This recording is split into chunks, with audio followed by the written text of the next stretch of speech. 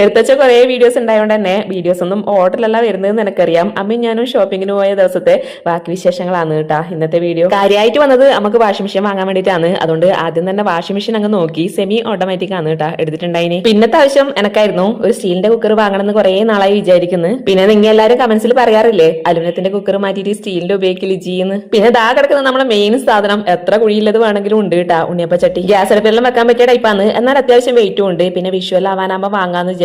പിന്നെ നമുക്ക് ദോശയെല്ലാം ചൂടാൻ പറ്റിയ ഒരു നല്ല തവ വേണമെന്നുണ്ടായിനി. അപ്പൊ ദാ കിടക്കുന്ന ക്രിസ്മസ് ന്യൂ ഇയർ ഓഫറിൽ 3 സെറ്റ് അടക്കം നല്ല വിലക്കുറവില് അങ്ങനെ അതൊരെണ്ണം വാങ്ങി. ഇതാകുമ്പോൾ ഇത് നമുക്ക് അത്യാവശ്യം നെയ്ച്ചോറെല്ലാം വെക്കാല. നേരത്തെ കണ്ട സ്റ്റീലിന്റെ കുക്കർ എനിക്ക് ഭയങ്കരമായിട്ട് ഇഷ്ടപ്പെട്ടു. പിന്നെ അതിന്റെ ഫ്രഷ് പീസ് ഇല്ലാത്തതുകൊണ്ട് തിരിച്ചു വരുന്ന വൈക്ക് നമ്മ മൈജിയിലും കൂടി ഒന്ന് കയറി. വരുന്ന കോംബോ ഓഫറിൽ ഒരു കുക്കറിന് പകരം ഞാൻ 2 കുക്കർ എടുത്തു. ഈ 2 ലിറ്ററിന്റെ കുഞ്ഞി സാധനമില്ലേ അതെനിക്ക് ഭയങ്കരമായിട്ട് ഇഷ്ടപ്പെട്ടു കേട്ടോ. രണ്ടിനും കൂടി ഒരടപ്പേ വരുന്നുള്ളൂ. പിന്നെ പഞ്ചസാരയും ചായപ്പൊടി എല്ലാം പ്ലാസ്റ്റിക്കിന്റെ അളവ് മാറ്റിയിട്ട് പൊളിനയിൽ ഇട്ടോക്കണമെന്ന് കുറെ ആയിട്ട് വിചാരിക്കുന്നുണ്ട്. അങ്ങനെ പൊളിന്ന് കുറച്ച് ഭരണിയും കൂടി വാങ്ങി.